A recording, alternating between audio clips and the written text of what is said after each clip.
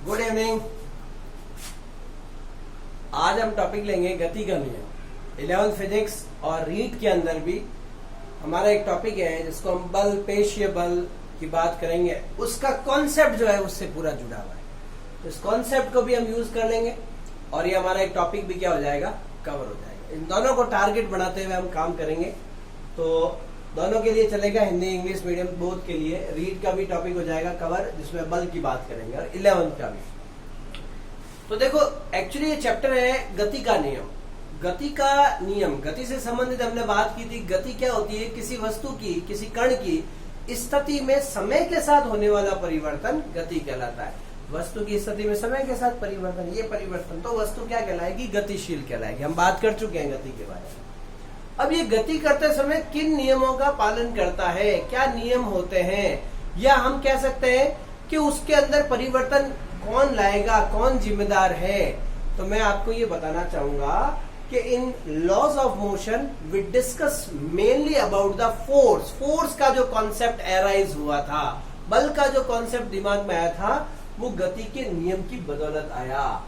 और गति के नियम जो है, गति का देखो पहला नियम है, first law of motion define the force. The first law of motion define the force while second law of motion gives the magnitude of force. गति का पहला नियम बल को परिभाषित करता है। गति का दूसरा नियम वस्तु पर बल के परिमाण को, सूत्र को व्यक्त करता है। ये दो बड़ी बातें हैं। थर्ड लॉ की भी बात करेंगे। थर्ड लॉ कैसे जुड़ता है बॉडी से, और एक निकाय से कैसे जुड़ता है ना। तो हमें यहाँ पे गति के नियम की बात करनी है। और गति के नियम जो है वो न्यूटन ने दिए थे। न्यूटन ने गति के 3 नियमों का प्रतिपादन किया। कितने नियमों का? 3 नियमों का। देखो, गति के 3 नियमों का प्रतिपादन करने से पहले वो नियम आए कहां से? तो सबसे पहले जो जड़त्व का नियम बना था, जिसे गैलीलियो ने दिया था। गैलीलियो ने सबसे पहले इनर्शियल लॉ दिया था, जड़त्व का नियम। जड़त्व शब्द का क्या मतलब होता है? What is the main explanation या main definition of inertia? What do you mean by the inertia? ये जड़त्व शब्द क्या है? क्योंकि पहले नियम में ये शब्द लगने वाला है। देखो, जड़त्व शब्द का सीधा तात्पर्य प्रत्येक वस्तु बल की अनुपस्थिति में अपनी अवस्था में परिवर्तन का विरोध करती है। मतलब आपके अवस्था परिवर्तन, स्थिति परिवर्तन का जो विरोध होता है, जो अपोज करता है, उस विरोध को हम क्या कहते हैं? जड़त्व कहते हैं। बशर्ते आपका जो बाह्य बल है वो उसके अंदर क्या हो जाए, बताओ? एब्सेंट हो। बाह्य बल की अनुपस्थिति में कोई भी वस्तु जो है अपने अवस्था में परिवर्तन का विरोध करती है। इस विरोधाभासी गुण को हम क्या बोलते हैं? जड़त्व, inertial property. That is every body always opposes the change in position when or under the absence of external force, right. Then इसको अपन बोलते हैं अवस्था परिवर्तन का विरोध, और इसको जड़त्व बोलते हैं।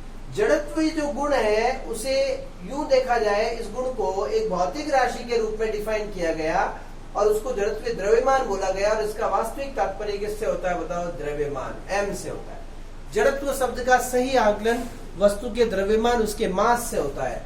मतलब mass is a physical quantity which related to the inertia. What do you mean by the inertia? It is related to the mass of the body. Okay? मतलब बॉडी जैसी है वैसी रहेगी जब तक कि फोर्स नहीं लगे। फोर्स लगेगा तो परिवर्तन होगा, वरना परिवर्तन नहीं। डेफिनेशन हो गई ना। मतलब फोर्स क्या करता है? परिवर्तन करता है। अगर फोर्स नहीं तो परिवर्तन नहीं। तो फोर्स वो है जो परिवर्तन करता है। फोर्स नहीं होता है तो कोई परिवर्तन नहीं होता है। अब इसी नियम को, जड़त्व के नियम को ही न्यूटन का कौन सा नियम बोलते हैं? गति का पहला नियम। First law of Newton's law of motion जो है, इसके 3 पार्ट हो गए। एक स्थिर अवस्था में, दूसरा हो गया गतिशील अवस्था में, और तीसरा हो गया दिशात्मक में। वापस बोलो। पहला स्थिर अवस्था में, inertia in rest, inertia in motion, और inertia in a particular direction. There are 3 parts of first law of motion, inertia. अब देखो, स्थिर अवस्था में जड़त्व, गतिशील अवस्था में जड़त्व और दिशात्मक जड़त्व। गति का पहला नियम जो है वो फोर्स की एब्सेंस में लगता है। नो फोर्स, मतलब जब फोर्स एब्सेंट होता है, जब फोर्स एब्सेंट होता है तो ही ये नियम काम करता है। लेकिन फिर भी ये फोर्स को डिफाइन करता है। ये कहता है कि भाई बल नहीं है, उस अवस्था में ये काम करते हैं। तो अगर बल होता तो उस अवस्था में इसका रिजल्ट कुछ अलग होता। अगर बल प्रेजेंट होता तो उसका रिजल्ट कुछ अलग होता, मतलब बल नहीं होने पे ये कॉन्सेप्ट बन रहे हैं। तो हम सबसे पहले बात कर लेते हैं आपके कौन सा स्थिर अवस्था में जड़त्व का नियम। यदि कोई वस्तु स्थिर है तो वो स्थिर ही रहेगी जब तक कि उसके ऊपर बाह्य बल नहीं लगे। मतलब बाह्य बल लगने से स्थिर वस्तु क्या हो जाती है बताओ, गतिमान हो जाती है। बल की परिभाषा है, देखो डेफिनेशन आ रही है। तो स्थिर अवस्था में यदि कोई वस्तु स्थिर है, if a body is in rest it remain or until in rest external force, if a external force until external force doesn't applied on it, तो ये आपका स्थिर अवस्था में जड़त्व। आप किसी गाड़ी के अंदर बैठे हैं, आप स्थिर अवस्था में, अचानक गाड़ी रवाना हो जाती है तो आप पीछे की ओर क्या करते हैं, धक्का महसूस करते हैं। तो ये है, कंबल को झटकते तो उसमें से डस्ट पार्टिकल क्या हो जाते हैं, अलग हो जाते हैं। आपने वो कार्डबोर्ड वाला ग्लास और कार्डबोर्ड के ऊपर जो कॉइन वाला देखा होगा, ये आपने कार्डबोर्ड रख दिया, इसके ऊपर आपने कॉइन रख दिया, आप इसको करोगे, ये सिक्का स्थिर है, स्थिर रहेगा, नीचे गिर जाएगा। तो इस टाइप के जितने भी आपके एग्जाम्पल है वो स्थिर अवस्था में जड़त्व के नियम पर है। फिर भी कहूंगा कि एफ यहाँ पे नहीं लगता है, फोर्स इस बॉडी पे नहीं अप्लाइड होता है, तो वो स्थिर ही रहेगी। चलिए, तो ये this is the examples of inertia in stationary state. One is example of blanket, example of glass and coin, example of a passenger in a stationary state bus. So these are the example of inertia in stationary state.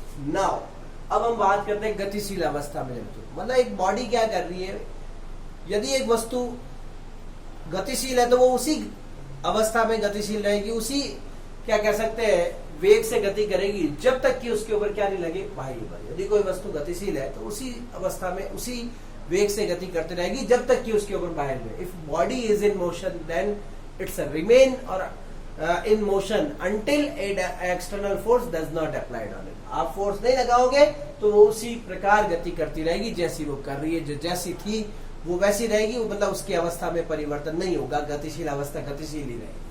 तो गतिशील अवस्था हो गई, वो स्थिर है तो स्थिर है, ये दिशात्मक है तो दिशात्मक। अब देखो गतिशील अवस्था में एक व्हीकल चल रहा है एक स्पीड से, अचानक आपने ब्रेक लगा दिया, अब क्या होगा, बॉडी मूव करती रहेगी क्योंकि बॉडी पे आपने फोर्स नहीं लगाया, तो बॉडी इसीलिए पैसेंजर्स क्या होंगे, आगे की तरफ झुक जाएंगे, गिर जाएंगे। आप एक सडन ब्रेक अप्लाई करोगे, सब गिर जाएगा। ये होगा। आप चलती गाड़ी में से कूदोगे तो क्या होगा, फिर भी आपके ऊपर फोर्स अप्लाई होगा, आप आगे की तरफ झुक जाओगे। आप घोड़े पे हैं, अचानक रुक जाएगा तो आप आगे की तरफ घुस जाओगे। ये सब एग्जाम्पल जो है वो आपकी गतिशील अवस्था में जड़त्व, मतलब इनर्शिया इन मोशनल स्टेट के अंदर ये एग्जाम्पल हो गए। अब जो आपका एग्जाम्पल है तीसरा, दिशात्मक जड़त्व का। अगर कोई बॉडी एक पर्टिकुलर डायरेक्शन में मूव कर रही है और अगर आपके ऊपर फोर्स नहीं लग रहा तो उसी डायरेक्शन में जाएगी। तो जैसे कि आपने देखा होगा, जब गाड़ी के अंदर मोड़ आता है, शार्प टर्न आता है, जब गाड़ी मुड़ती है तो पैसेंजर जो है वो अपनी जगह रहने के लिए साइड की ओर क्या करता है, बाईं ओर या दाईं ओर झुक जाता है। तो ये कौन सा नियम, क्योंकि वो तो अपनी पोजीशन में रहेंगे, गाड़ी पे फोर्स लग रहा है, बॉडी पर नहीं। तो ये दिशात्मक जड़त्व का नियम हो गया। तीनों के तीनों लॉ जो है वो जड़त्व से जुड़े हुए, तीनों पे फोर्स नहीं लगता है लेकिन कहीं न कहीं फोर्स को डिफाइन करता है। ये कहता है फोर्स होगा तो वो स्थिर से गतिशील होगा, ये कहता है कि अगर फोर्स होता तो गतिशील की गति में परिवर्तन हो जाता, और ये कहता है अगर फोर्स होता तो उसकी दिशा में परिवर्तन हो जाता। आपको फोर्स की परिभाषा समझ में आ गई कि फोर्स क्या है, फोर्स कैसे डिफाइन हो सकता है, फोर्स क्या करता है। ये इसकी क्या कह सकते हैं हम, उसकी परिमाण की बात नहीं हो गई, लेकिन उसके परिणाम, उसके रिजल्ट की हमने ये समझ लीजिए। क्वालिटी की बात कर ली, क्वांटिटी अभी बाकी। फोर्स की क्वालिटी है, ये करता है, उसकी क्वालिटी है। क्वांटिटी कितनी है, अमाउंट, वो अभी पता नहीं चला। इसके एग्जाम्पल बड़े इंपॉर्टेंट है, तीनों के तीनों, पैसेंजर वाले, ये जो भी एग्जाम्पल है आपके, वो सब के सब इंपॉर्टेंट है। अब हम बात करेंगे, ये तो एग्जाम्पल हो गए, ये समझ में भी आ गए, हम लोगों को पता भी है, ये पढ़ते आ रहे हो आप 9th क्लास के अंदर, बचपन से पढ़ते आ रहे हो। अब हम चलते हैं गति के कौन से नियम पर, गति के उस नियम पर जिसका नाम है गति का सेकंड नियम। लेकिन उससे पहले बहुत कुछ जरूरी चीज है, बहुत जरूरी चीज है कि फर्स्ट लॉ ने हमें क्या दिया। फर्स्ट लॉ ऑफ मोशन हमें क्या देता है, फर्स्ट लॉ ऑफ मोशन ये जड़त्व का नियम है, इसलिए जड़त्वीय वर्ड ज्यादा यूज आता है। फोर्स एब्सेंट होता है, मतलब फोर्स यहाँ डिफाइन नहीं होता है, मतलब फोर्स यहाँ आता नहीं है, वैल्यू नहीं आती, मैग्नीट्यूड नहीं आता है, इसलिए यहाँ पे एक्सेलरेशन भी जीरो होता है। F0 है तो एक्सेलरेशन जीरो होगा, मतलब शून्य त्वरण जिसको हम कह सकते हैं। जो जैसा है वैसे ही रहेगा, परिवर्तन नहीं होगा, तो उसका त्वरण शून्य होगा। शून्य त्वरण रहता है इसके अंदर। त्वरण का मान क्या होता है? शून्य होता है, ध्यान रखना।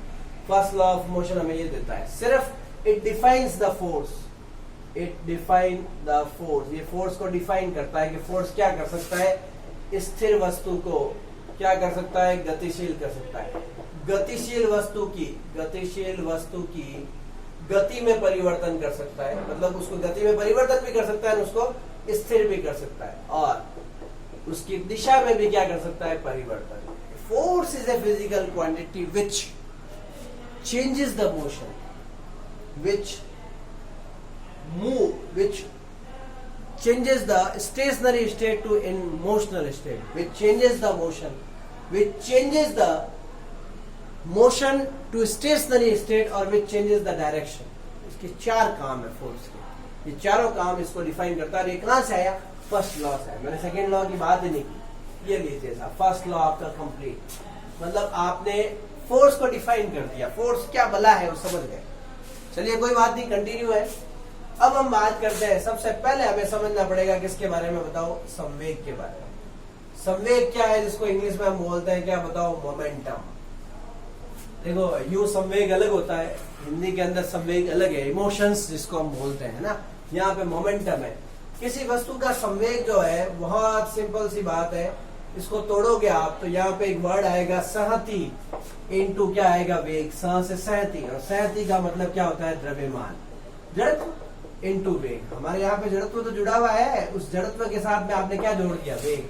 तो बताओ क्या सूत्र हो गया, P बराबर mv। क्या सूत्र हो गया, P बराबर mv। किसी वस्तु का संवेग उसके द्रव्यमान और वेग के गुणनफल के बराबर होता है। Momentum is equal to the product of mass and its velocity, है ना। कोई बॉडी है, कोई मास है उसका 2 kg, और ये बॉडी आपके 10 मीटर पर सेकेंड से मूव कर रही है, तो उसका जो मोमेंटम है 2 × 10 दैट इज इक्वल टू 20। अभी यूनिट की बात करते हैं, बताइए इसकी यूनिट क्या होगी। यहाँ पे आ गई kg × मीटर पर सेकेंड। ये अपने आप में एक वेक्टर क्वांटिटी, क्योंकि वेग एक कैसी राशि है, तो आप कहोगे वेग एक सदिश राशि है, इट्स ए वेक्टर क्वांटिटी, इसलिए मोमेंटम भी एक कैसी राशि है, बताओ, सदिश राशि। बहुत इंपॉर्टेंट है, इसकी डायरेक्शन होती है, इट्स ए वेक्टर क्वांटिटी। अच्छा, अब इसकी विमा बोलो, P बराबर होता है m × v। द्रव्यमान की विमा हो गई m1, वेग की विमा हो गई L1 t - 1। When you combine then it will be m1 L1 t - 1। Important है, the dimension formula of momentum is m1 L1 of t - 1। इससे भी यूनिट बना सकते हो यहाँ से, kg to the power 1, metre to the power 1 और second to the -1। तो यहाँ से आप लिखोगे kg × मीटर पर सेकेंड। ये आपको मोमेंटम के बारे में पता चल गया कि मोमेंटम क्या होता है, मास इनटू वेलोसिटी। समझ गए? तो जितना ज्यादा ये दोनों होंगे वो आपका मोमेंटम देगा। अब सवाल ये आएगा कि ये मोमेंटम चेंज कैसे होगा। अब आप थोड़ा सा देखो कि आप बल को परिभाषित करने जा रहे हैं, मोमेंटम चेंज कैसे होगा। इसका मात्रक हो गया, विमा हो गया। अब ये निर्भर कर रहा है दो जड़ों पे, द्रव्यमान पे और वेग पे। P बराबर होता है mv। P कब बदलेगा? P चेंजेस ओनली व्हेन, या तो m आइदर m चेंजेस और v चेंजेस और बोथ चेंजेस। m बदले, v बदले, या दोनों बदले। m सामान्यतः जो होता है वो कम बदलता है, परिवर्तित द्रव्यमान के अंदर ही होता है, जैसे कोई वाहक पट्टा लदान युक्ति, रॉकेट है, इस टाइप के। v को हम बदल सकते हैं। v क्या है? तो आप कहोगे वेग। अब वेग को कौन बदल सकता है? वेग मतलब कोई चल रहा है, उसके वेग गति को कौन बदल सकता है? पहला नियम कहता है कि नहीं बदल सकता, क्योंकि बल नहीं लगता। क्योंकि बल नहीं लगता, अगर लगता तो बदल जाता है। इसका मतलब वेग में परिवर्तन अगर होता तो संवेग में परिवर्तन होता। सवाल ये उठा, वेग में परिवर्तन कब होगा? जब वस्तु पर क्या लगेगा? बाह्य बल। जब वस्तु पर बाह्य बल लगता है तो वेग में परिवर्तन होता है, और जब वेग में परिवर्तन होता है तो संवेग में परिवर्तन होता है। इसका मतलब जो समय के साथ संवेग में परिवर्तन हो रहा है वो किसके बराबर हो रहा है? बाह्य बल। या उल्टा समझिए, संवेग में परिवर्तन कब होगा? जब वेग में परिवर्तन। अच्छा, वेग में परिवर्तन कब होगा? जब बाह्य बल लगेगा। तो गति का कौन सा नियम? मतलब momentum changes only when the velocity changes. One case, velocity changes when a force applied on the body. If a force applied on the body, velocity change. When the velocity change, then the momentum change. So there is a direct relation. मतलब ये बदलता है, उससे ये बदलता है, ये से ये बदलता है। डायरेक्ट पकड़ो आप, इससे ये जुड़ा हुआ है, इससे ये जुड़ा हुआ है, मीन्स डायरेक्ट पकड़ो। इसका मतलब rate of change of momentum, संवेग में परिवर्तन की दर किसके बराबर होती है? बाह्य बल। गति का सेकंड लॉ ये, the rate of change of a momentum is directly proportional to the external force applied on the body. इसको इक्वल भी बोलते हैं, डायरेक्टली प्रोपोर्शनल भी बोलते हैं। तो यहां से अपना फॉर्मूला बन गया। गति का कौन सा नियम बताइए?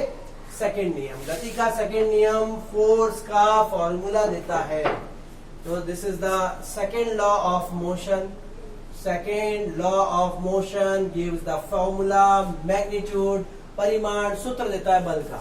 क्या बोलता है ये आपका कि वस्तु पर जो बाह्य बल होता है, किसी वस्तु पर बाह्य बल का मान संवेग में परिवर्तन की दर के बराबर होता है। संवेग में परिवर्तन की दर F बराबर, डायरेक्टली भी बोलते हैं, कहीं पे आपको समानुपाती मिल जाएगा। संवेग में परिवर्तन, ऊपर तो आएगा संवेग में परिवर्तन, और नीचे क्या आएगा बताओ? समय में परिवर्तन, समय अंतराल। ऊपर आएगा डेल्टा पी, नीचे आएगा डेल्टा टी। ऊपर संवेग में परिवर्तन, नीचे किसमें परिवर्तन? समय। समीकरण नंबर 1। पी खुद क्या होता है बताओ? पी बराबर होता है एम। समझ रहे हो? संवेग में परिवर्तन की दर बाह्य बल के बराबर होती है। अब आप बताइए एफ बराबर, इसको डेल्टा पी की जगह क्या लिख दिया मैंने? अभी एम वी बताया था आप लोगों को, ये बाह्य बल की परिभाषा हो गई। नीचे क्या हो गया? Delta T. एम को बाहर ले लो, M delta V upon delta T. वेग में परिवर्तन बटा समय में परिवर्तन। वेग में परिवर्तन बटा किस में परिवर्तन? समय में परिवर्तन। बताओ वेग में और समय में परिवर्तन का अनुपात, तो आप इसको बोलोगे ए, औसत त्वरण। इसको हम त्वरण बोलते हैं। त्वरण का सूत्र क्या होता है? ए बराबर delta V upon delta T. तो आपका ये सूत्र बन गया। एफ की सूत्र हमने कहा ही था आपको, परिमाण एफ बराबर मा। एफ बराबर क्या हो गया? मा। एम ए, द्रव्यमान इंटू त्वरण। मतलब किसी वस्तु पे जो एक्सटर्नल फोर्स होता है, वो बाह्य बल जो है वो द्रव्यमान और त्वरण के गुणनफल के बराबर होता है। द्रव्यमान इंटू त्वरण। एफ बराबर हो गया मा।